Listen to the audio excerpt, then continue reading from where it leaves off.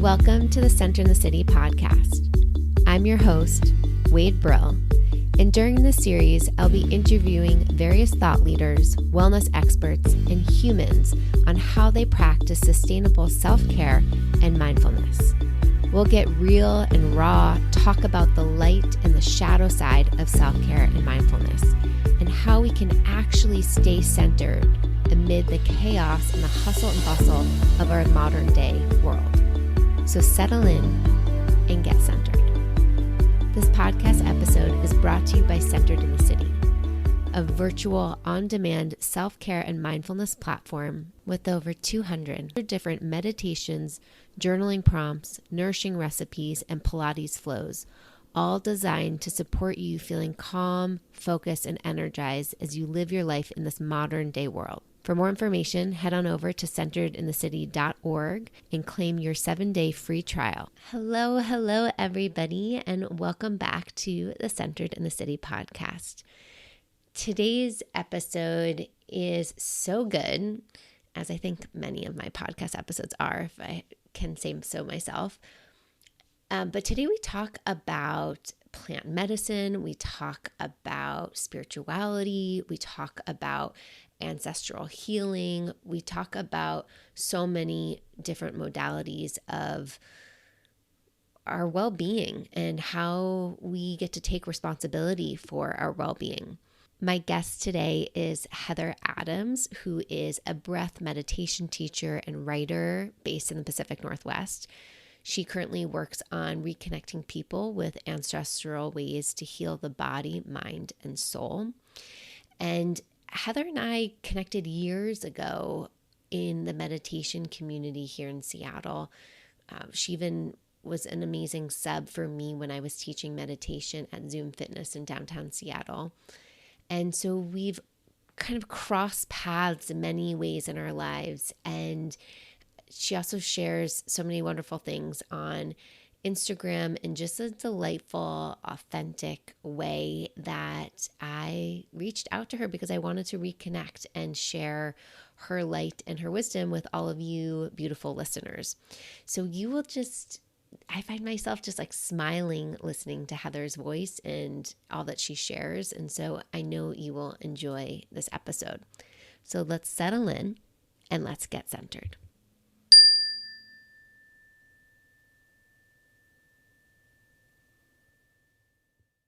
Heather, welcome to the Centered in the City podcast. Thank you for having me. It's lovely to see you again. I know my cheeks are smiling and like muscle jaw hurting because I'm so excited to reconnect. I was actually trying to think like it's been a long time since our paths, our meditation teaching crossed in Seattle. Like Right. And I was trying to think too. I know it's like 2016, 17, but I think it was one of those things we like floated together in the space when things were kind of taking off in the meditation space in the city and kind of overall. But yeah, I know. I was like, I couldn't we got remember. ourselves together. Yeah. Anyway, I love it. I love having you on the podcast today. And I'd love to begin by hearing and sharing with listeners, like what is a practice you have or do on a daily or daily-ish basis that supports you coming back to center, whatever that means. I would have said, if you would ask me every few years for a couple months, I'd say meditation, like the traditional sitting, breathing, 20 minutes meditation. But that definition of meditation has certainly changed over the years. And with the pandemic, it doesn't have to be just sitting, listening to my breath come in and out, although that's super potent.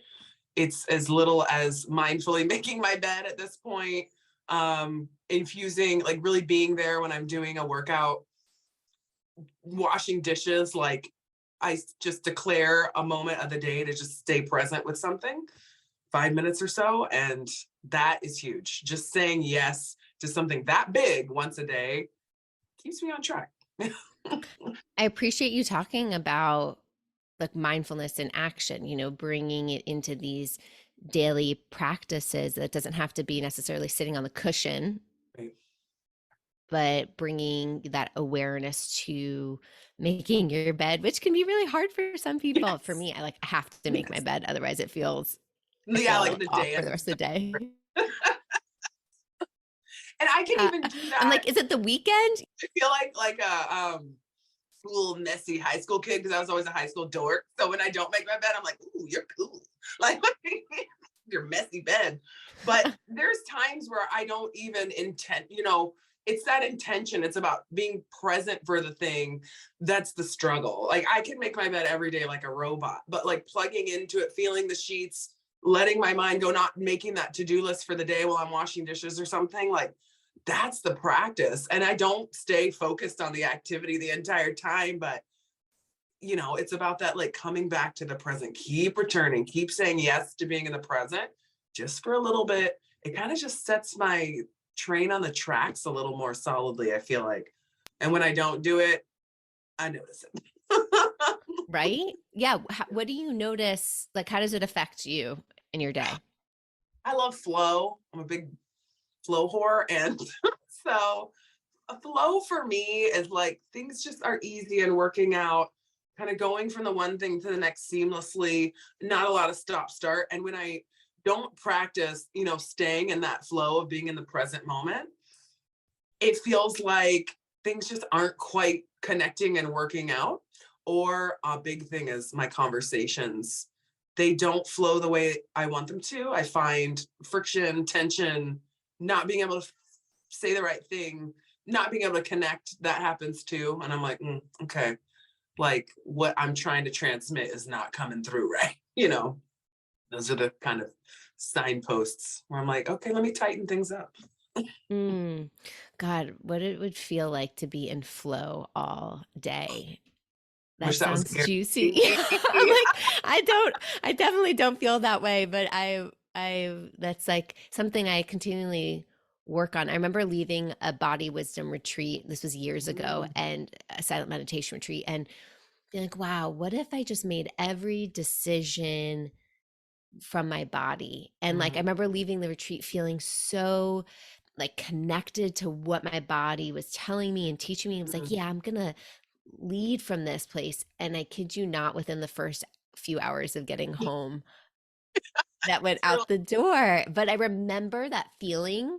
And so it's at least a touchstone that I feel like I can come back to that helps me kind of yeah, step into that flow. But yeah, it takes a lot of intentionality to come back to that place. it's true. And the intentionality, the work of practicing that is what gets us there. You know what I mean? Like you can't skip the work. The work is the whole thing. The work, the saying yes to bringing yourself back to the present is the whole shebang. I just hate that you can't get around that. I have tried. Everyone save yourself time. I've tried all the ways. Yeah. And it's interesting. I heard a meditation teacher talk about this was on Instagram the other day about how like the wellness world has become so much about like shopping and newness, and we constantly need that new thing, that new practice, that new whatever. And I noticed that within myself, within my clients. And it's interesting because I think we're all searching for something to help us feel good, for help Yeah. us like be able to hold the capacity of this world, Yeah. Yes. and at the same time, I think it's that sense of like, okay, but can I just press a button, because that's how I do everything in life now, is press a No. button and like Oh, yeah. get delivery to the door or get instant gratification Yeah. or order it in one click, right? So I feel like we have this kind of default in the work that, oh, I meditated once and like my Where mind is didn't it? shut off. Yeah, Right. Where's exactly. my peace? Yes. You're so right about that. It's like this last thing in the world that still requires slower like revealing, and the work compounds very slowly over time, and you don't really notice when you click into flow until, I mean, it takes some time, truly. And it's not just one meditation, and it's not just once a month. It's this constant daily practice, and it does get boring. And there's a billion ways to find the present moment. But it still takes the work. Like none of them are worthless. That's good to remember that, yeah, we are kind of a fast food society, and this is not a fast food process. Yeah. Oof, I love that analogy. So we're talking about one of the reasons, we wanted to have you on the podcast is talk about plant medicine. Sure. And I'm curious if you can talk to us about what plant medicine even is, because like I notice I have this misconception. I've never tried plant medicine, Yeah. but I have this belief of like, oh, it's kind of like a fast food experience to like not bypass. I don't want to say that at all, but it's like a get me in there fast and hard is like Do it kind for of me. Yeah. yeah, like get me to that place of healing or awareness that it might take if I sat and meditated and really like stuck with my feelings and thoughts and Sure. questioning that I would get there. So anyway, please enlighten us. Yes. So plant medicine is the huge umbrella, right? And that's anything from like if you take ginkgo, if you use eucalyptus to open your sinuses, if you've ever put a potato poultice on an infection or something like that, like the overall plant medicine, we've all done it. Like our moms, our grandmothers have remedies. We hear ones from friends. Eating well is the best plant medicine, right? The step up where now there's all this buzzy energy around is spirit plant medicine. Spirit plant medicine uses entheogens, and that is a fancy word for substances that change your consciousness, that change your perception, right? Like things where it starts to be like, ooh, is that flower crying type thing, So I'm so glad you brought up this idea that many, myself included, have, that it is a get by free pass to consciousness, that it is an instant, I'm going to have all my questions answered. I absolutely have gone into plant medicine ceremonies with a full list of like, all right, ayahuasca, here's what I need to know. Like, who's my husband? What am I supposed to do with my life? What's my purpose? Should I stay friends with this friend? Yeah, absolutely. It seems like the things we hear are that it is people go from being sometimes at rock bottom, and I've seen a lot of people at rock bottom, to totally healed. And I wish it was that, but there is absolutely no shortcut. The plant so just a little background, I engaged with plant medicine first, just with a group of girlfriends camping mushrooms. And even then, there were no websites about doing mushrooms in a ceremony sense. We all went to a Christian private university and were all raised in very strict Christian homes. Something about taking mushrooms for the first time, we made a little ceremony. We put intention into it. And I can only explain that as being innate because, again, we did not read a book about this. So just thinking back about that, I think it's innate within everybody to use intention, to want to expand their way of engaging with the planet. So that intention was there. And then we took them, we went on a hike, and we had this explosive experience that really boiled down to a few things.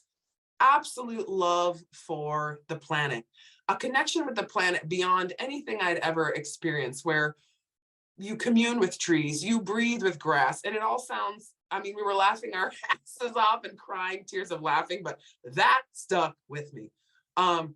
Seeing people as their whole self, unconditional love, not just hearing that and knowing, okay, loving somebody for the good and the bad, feeling it, that stuck with me. This idea that like we are enough. You do not have to sit at the top of a corporation, have a huge bank account, have a bunch of kids, get married. Nothing is going to make you enough because you already are enough. Stuck with me.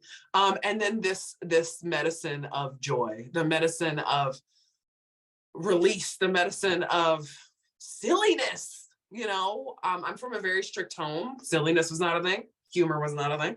And to just be able to laugh and joke at everything, I sensed was this very high level of consciousness that I'd reached. So it was simple lessons, but I never experienced them in that way. Cut to 10 years later, I'm in Ecuador at an ayahuasca retreat, and the ante was up just a little bit. But what was still there at this ayahuasca retreat was the intention. So we at this retreat were sitting in ceremony with indigenous ayahuasca, the ayahuascaderos, or folks that have for generations been working with these plant medicines. And that intention was there in a whole new level. I think that's the magic behind any healing, whether you are sitting down to meditation or you are in a San Pedro ceremony in the middle of Peru. If you sit down with intention, when I say intention, I mean to have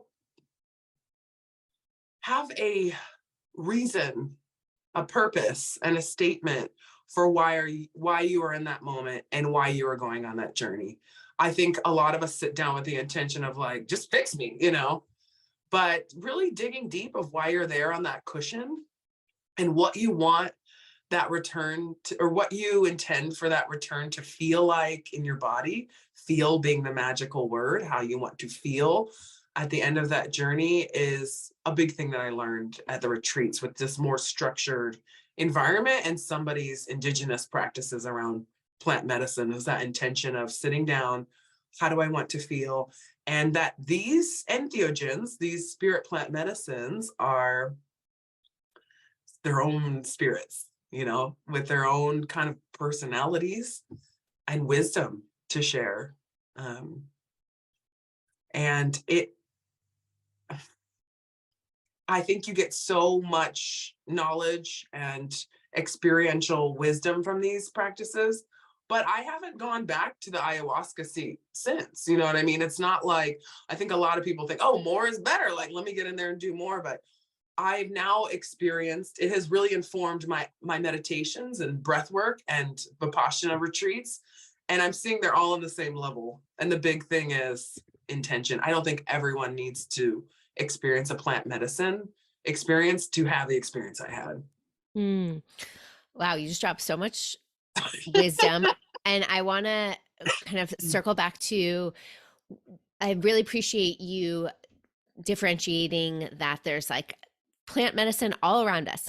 Eating a plant-based diet is plant medicine. Right. When I used to live in Argentina, I remember I had a UTI and the pharmacist told me to cut red onions very thinly and steep them in hot water and then drink the hot water because it was a antibacterial, just natural flush.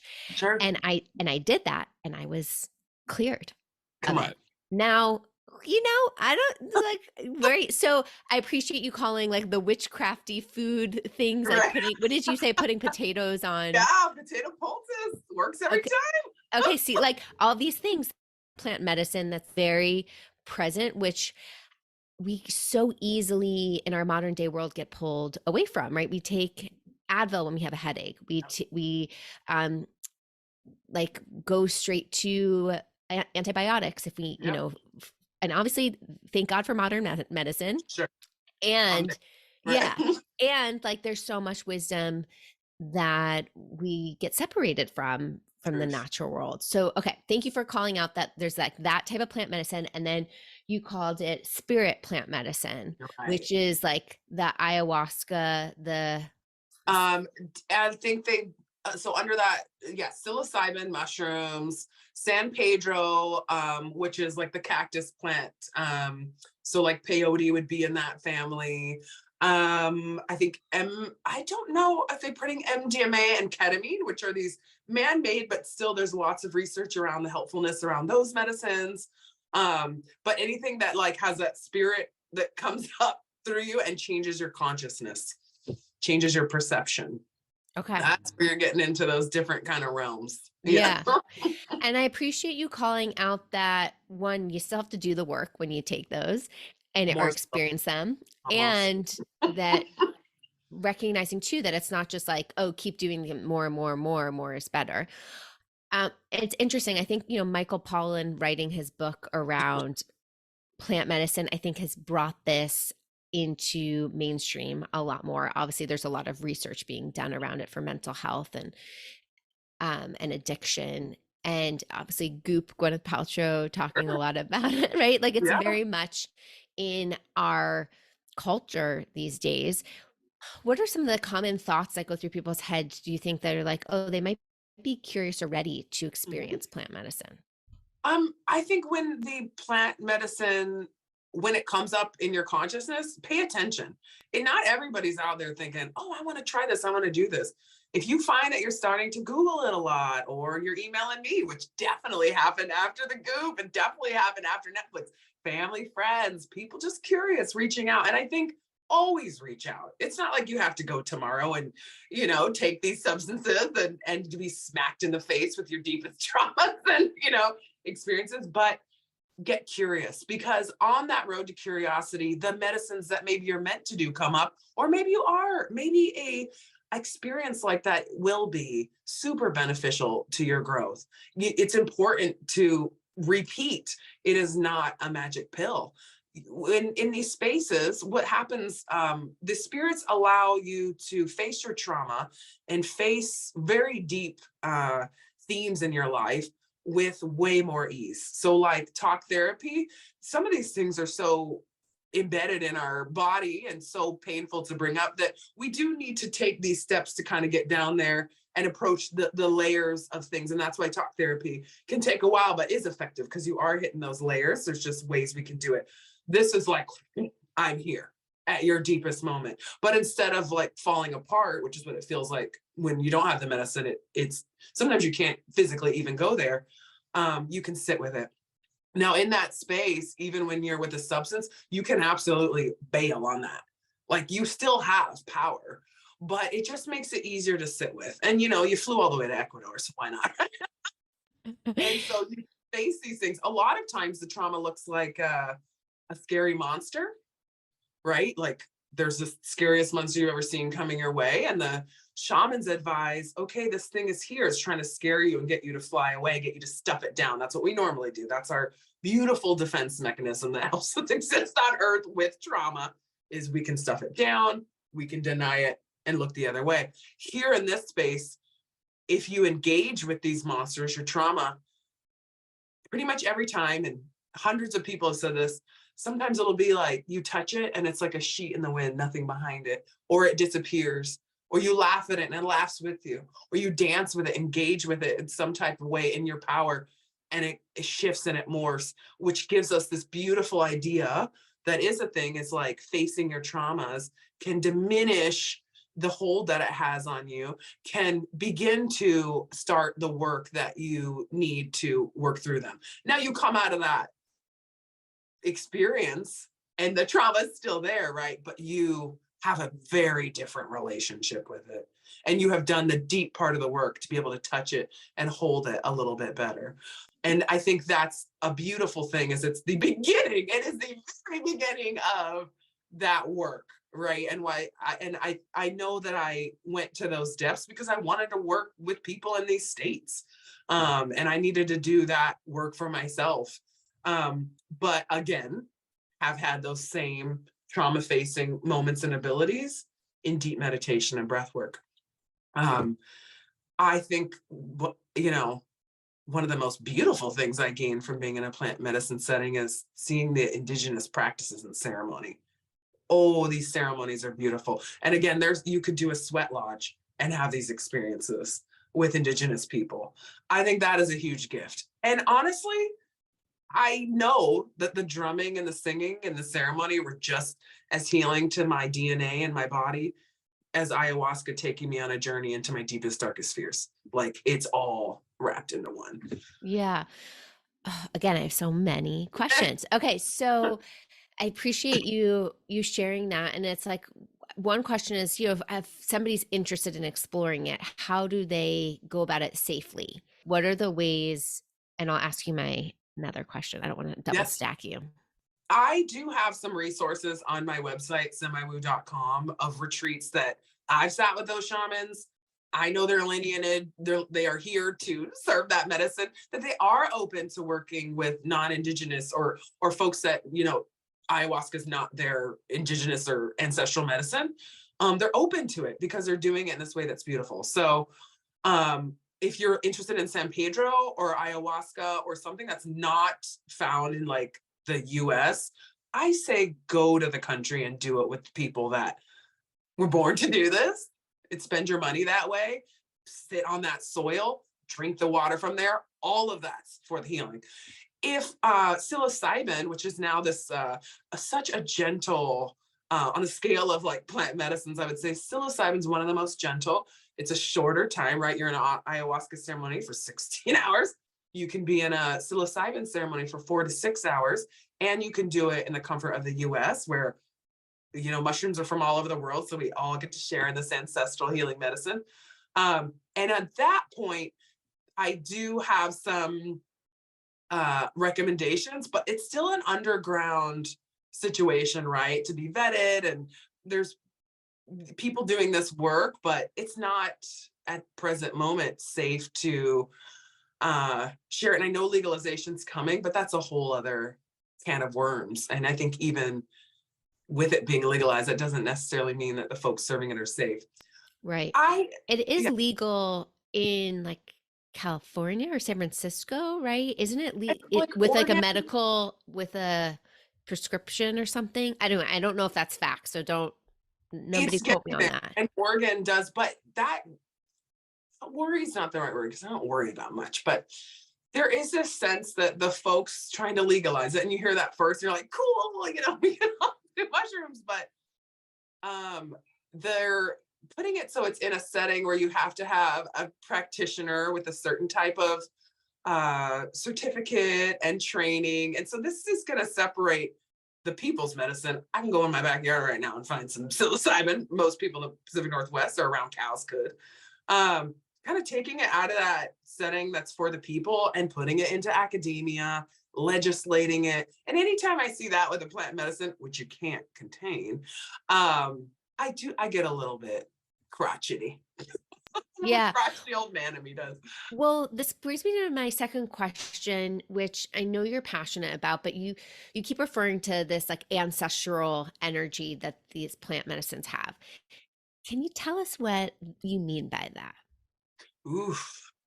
It's funny when it comes to with stuff in ancestry, that wisdom like comes up here. You try to read about ancestral medicine and it's actually hard to grasp it. You know what I mean? Because I think it is very somatic body wisdom. But when in the plant medicine space, the ancestral, the wisdom that comes up, right? So you were given a treasure trove of wisdom, and that's ancestral wisdom. It's coming from human animal number one up through, and they're themes that carry through in all of our ancestries. Again, the big things are you are enough, your connection with the planet is absolutely there, and you are the planet.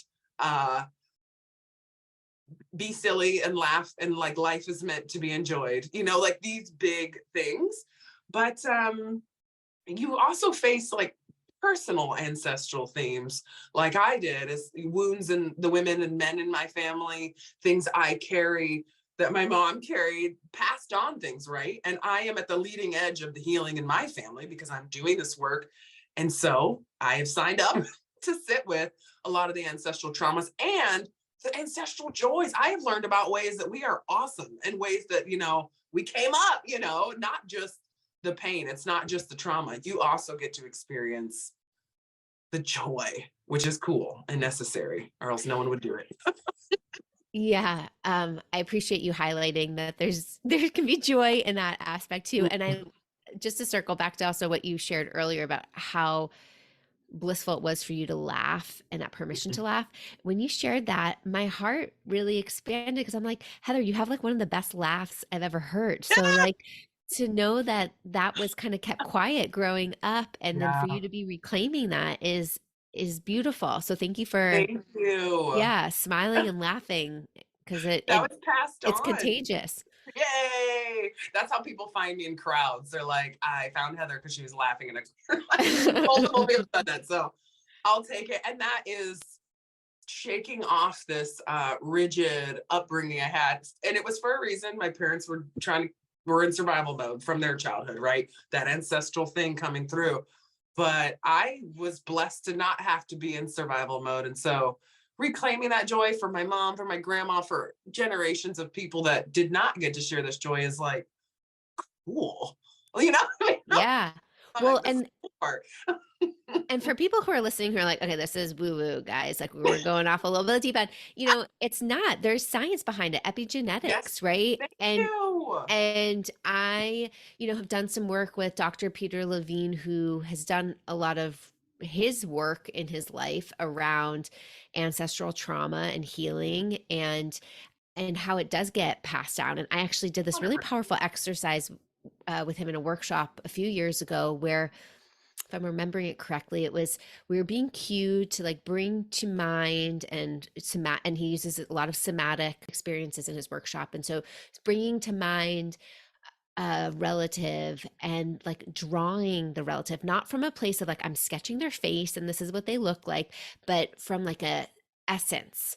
Mm, And we were kind of cued to be drawing our connection with them. And it was very challenging, right? yeah. Because I could feel my analytical, logical brain being like, WTF are you doing? But I wanted to step into that because I come from Jewish ancestral roots, and there's a lot of Sure. generational trauma in my lineage as well. And I can feel it. And I have actually said to myself how, I don't think healing is ever there. Like we're never done, in my Right. opinion. And Right. I'd love to be wrong about that, but I Far. there's there's so many layers to it. And I have said to myself, like, I feel like it's my duty that before I become a mother, if I'm able to get pregnant, that like it is my right to do as much healing as possible because Yeah. that does get passed down Yeah. through me into the womb. Yeah. And yeah, it's just No, like that's so true. And I've decided not to be a mother long ago, but it will still be passed down. It does not take a physical human coming from your body to pass down or to heal trauma. And this is something that you see in these plant medicine spaces where it gets real trippy, is this connection to your ancestry. This feeling of joy, it goes forward 7 generations, and this is from the indigenous wisdom. It spans back 7 generations. The healing that we do in our body and our space feeds my mother, feeds kids far, far into my ancestry ahead of time. And not only that, it's radiating out in real time. It is so huge. The healing, you might just think like, all right, I'm learning how to like not freak out when my guests come over from fear of judgment. That is huge. Like that's actually a real thing for me. I watched my mother cry and clean the house till, her fingers were red when we'd have guests over. It was a huge trauma for her. I saw myself do that when we were having friends over the other day. It boils down to this over oppressing fear of judgment, right? And for me to heal that now as people come over and to relax and to trust my friends to hold space for me in whatever state my place is in, I know that my mom is easing the load, and that generations down the road, they're not going to feel that way either. It's not nothing to be the person in your space doing the work, and everybody is benefited, truly. mm-hmm. I appreciate you highlighting even just like noticing those isms that your parents have of like whatever cleaning the house before guests come, and then when you see yourself doing that, you're like, Yep. oh, where did Oh, I pick that up? hi, So it mom. can be, yeah, so it can be those little things. It can be right our tonality with things. It can Mhm. be, yeah. So how much we are socialized by others, and it's passed down through Yep. just our genetic experience. Yep. For people who like one of the things you and I were talking about, and that I think would love to bring into this conversation is around spirituality. I Yeah. think our generation, I think people right now have stepped away from more organized religion Good. and are more so calling themselves spiritual. And I think at least in my circles that I hear, is that a lot of people are connecting more to Mother Nature, and they're Oh, yeah. connecting more to like plant-based medicines as their spiritual, I don't want to say like spiritual temple, or like, it's a spiritual sense of connection.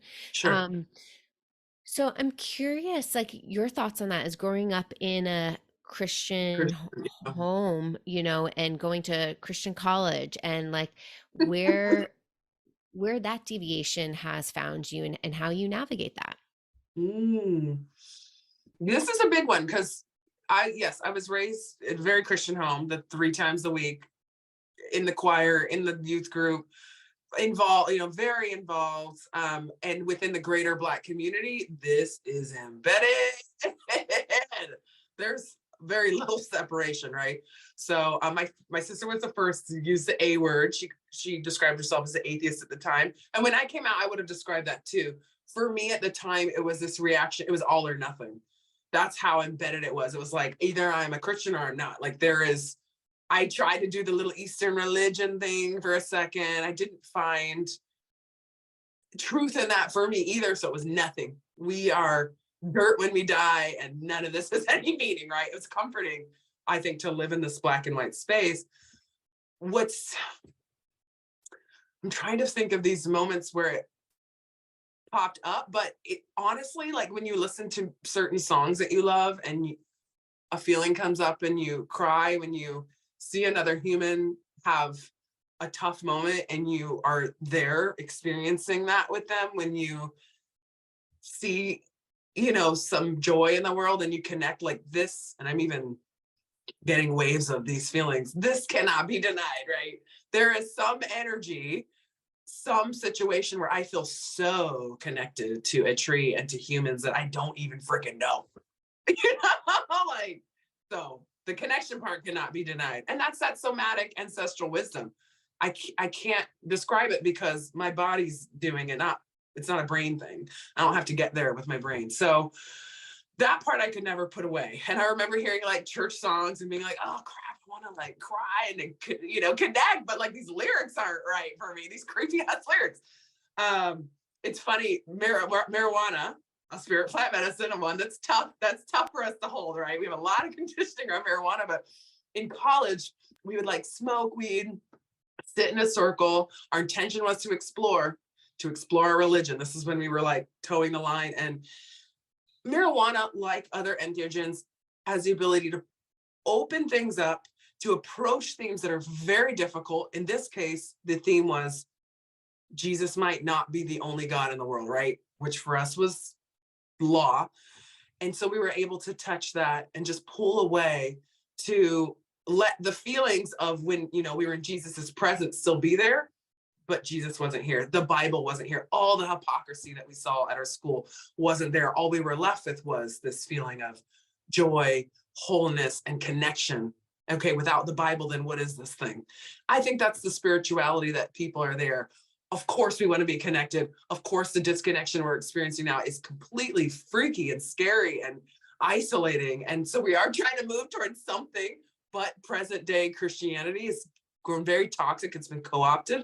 I think a lot of the religion and conditioning that a lot of us grew up with, whether you're Jewish or, Islamic or anything, we don't like the constraints and the rules and the things that don't match where we're at. So we have to use this label of spirituality. But one thing I noticed as a Christian, talking to all the pastors, is I'm clinging, trying to stay Christian, asking every wise person in my Christian community. Every single person had a different idea of what their religion was. And that's spirituality. You are your center of knowing and connection. And I think when I was asking them all, what is God? You explain it for yourself, and this is woo-woo and out there, and maybe not everyone's ready, but you are God. Totally. When my mom would say to me, um, so my mom passed away over, God, what year are we? Over about 13 years ago. Mhm. And she had been battling cancer, leukemia, for about 10 years before she passed. And I remember, so she was diagnosed when I was about like 9 or 10. And so somewhere in the 10, 12, 13 age range. I remember having a conversation like, Mom, what happens when you die? And she says, when I die, I'll be inside you. Like Ooh, I'll always be inside you. And that I was huge. kind of like, okay, Mom, Right. like what great. Like, sure, that's what you say to just like comfort me. Right. But as I've gotten older and also as like I have yearned for her spiritual guidance and connection, I have found her within me and also 100%. like in the sun, in nature. 100%. Like, so that opened my eyes to my spirituality Mhm. was death, was losing somebody I Yes. so deeply cared about and looking for ways to feel connected to them. I mean, that is huge. Death is going to teach you so much about connection. It's not even funny. My mother, too, and I just remembered we had this in common. My mother passed away when I was 18, now 20 years ago, which is crazy to me. Um, and I've never felt closer to my mother. I have never felt closer to my mother.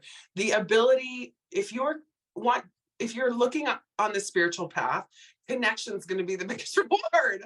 Connection to nature, connection to your ancestry, connection to yourself. Holy, and they are there. I can't explain either. That when people die, they are still in this connection web with us. They do not go away, and that is a massive comfort. And maybe ultimately a major reason why I did was drawn towards this path, trying to reclaim that connection with my mother, which I didn't have when she was alive. She was struggling with too much trauma and depression to make the connection while she was living in her human body. She was just surviving, and she's free of that now. So yeah, I feel that freedom for sure.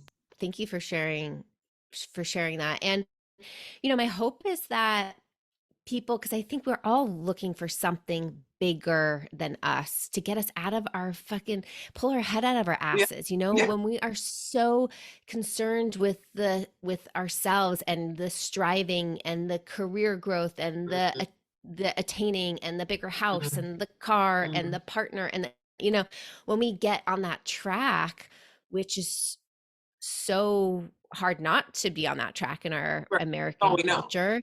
Yeah. Yeah. Um, that we, I think, are all looking for something outside of ourselves to rest in, to find some Right. sense of Ooh. connection and Mhm. ease and Mhm. guidance. Guidance. Oh, like those are the words: rest, connection, ease, and guidance. All of this can be found in these spaces right on the outside of our skin, like right here. But the connection, the intention, that has to be there. You can want these things all day, but you do have to sit with yourself, face yourself, and ultimately say yes to loving yourself just as you are, just as you are in that moment. That was hard for a while. But again, what's so cool is with a little practice, like we can all get there. Free practice too. Like, Yeah. you know? Well, it's interesting. I've said this before on the podcast because I think it's just a continual thing that comes up for people is like people get scared to sit with themselves. Hell yeah. Yes. Because we have heard some really terrible stories about ourselves and created really terrible stories about ourselves. The things I thought about is I'm like sad. I at the time I was really sad for myself having to live in the cage that I both created and was co-created with me by all societal's norms and what I saw on TV and all those things. Man, Yeah. bummer, you know? Yeah, totally. I just had a coaching session with a client this morning around, she had this realization of like how much she has been judging herself Oof, and the how judgment. and how she's just kind of stayed in that place. And when Mhm. we really slowed it down to recognize like what are the thoughts and let's explore the thoughts from a curious I'm curious. space, she was able to recognize, oh wow, like okay, these are not helpful and like how Right. can I start to rewire that and practice that rewire. And it was a Oh, huge, she amazing. was like, I've never thought about this before. But how, like, I think that's even just, it's powerful to recognize that we Yes. might have a hard relationship with ourselves. And that's Yes. maybe I'm sharing, like, this is coming to me as I'm talking to you, like, maybe that's just where we start, right? Is that acceptance. Yes. 100%. And not, maybe not even acceptance, just the recognizing of the voice inside that's telling us all the opposite of that which we know, that we're not enough, that there are things that we do that make us unlovable. That ain't true. And finding those voices. I don't even think I think if you come to the realization that you have these narratives within that are not aligned with your true self and that aren't helpful to your way forward, they'll dissolve. Like, just knowing those is massive. And being able to sit with those is, you're a titan of a human being. I really do believe that, because these things hurt and we have carried them around for so long. And I know I was raised like, if I wasn't being negative about myself, I'm not going to be productive. Maybe I don't, maybe I'm being too easy on myself or letting myself get away with something by loving myself. And what you said about rewiring, I think when we say do the work, that's what the work is, right? It's like, okay, yes, this idea comes up. I should be judged in this moment. No, you're enough. You're just a human doing your best. Repatterning. What the plant medicine does is, like, the pad, I always see it like a marble in a groove. And over years, if you've told yourself that you should be judged for something, it creates a deep groove and you want to get the marble out of the groove. But honey, that is like insane work. It takes years to fill in the groove. Well, plant medicine can pave over the grooves and help you get a really nice start at getting the marble to move a different way. But just like you said, when you come down the mountain, when you leave the retreat, yeah, a few days are beautiful, but the grooves, they remain unless you really make that commitment to start loving yourself more, treating yourself better, and uh believing the stories that just make your journey more full of ease. Yeah. We're allowed to. There's this idea that we're not allowed to have an easy, joyful life. Our parents live that Yes. way. That ain't true. Trap. It's a trap. I've just recently been sitting with, like, wait, just like, and we talked about this before hitting recording, like, keep it simple. Like, keep it simple. Yes. And how just complicated it can get. Oh my God, Heather, we could keep talking about this. We'll have to have you back on the podcast. Love it. Thank you so much for sharing all of your wisdom and your insights with us. Where can people learn more about you and stay connected? Yeah, hit me up. I have a website, semiwoo.com, SEMIWOO.com. I chose that name because we're both these perfect, amazing spiritual beings, but we also poop and wash dishes. I'm trying to balance that as my life's work. And on the Instagram, Facebook, semiwoo, I'm there and would love to connect with anyone. Also, if someone heard this and is looking for a reputable and safe and connected place to work with plant medicine, breath work, any of the things we mentioned, I like triage, hit me up and I can connect with the right people for sure. Cause there are people out there doing incredible work. So yeah. Amazing. Thank you, Heather. Yes. Thank you, Wade. So lovely to reconnect with you. What a joy and delight this conversation was. I welcome you to pause in this moment and check in and just notice, like, what's landing and resonating for you.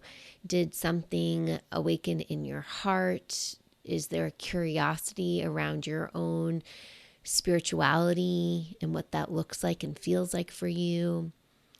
Do you notice there's a kind of a opening around plant medicine? Is there something that you're wanting to explore deeper? Take a moment and just pause and reflect. And I welcome you to think of one friend in your life that you'd like to share this podcast episode with, somebody who you'd like to open up this conversation around spirituality, ancestral healing, plant medicine with, and share these resources with them. Continue the conversation with this friend and allow each other to feel seen and heard with whatever you are exploring. I also know Heather and I would love to stay connected to you. So join us on Instagram. Feel free to direct message us or share your comments. Thanks for being here as always. And until next time, stay centered.